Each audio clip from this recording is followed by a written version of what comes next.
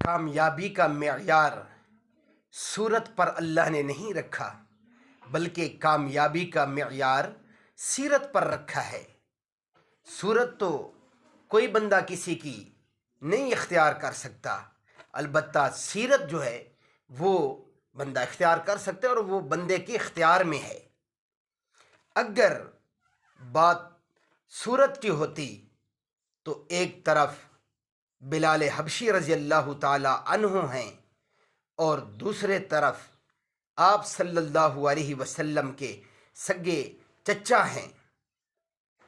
یہ بلال حبشی رضی اللہ تعالی عنہ جنہوں نے آپ صلی اللہ علیہ وسلم کی سیرت کو اپنایا، تو آسمانوں کی جنتیں ان کا انتظار کر رہی ہیں، اور وہ جنت کے شہزادے بن گئے۔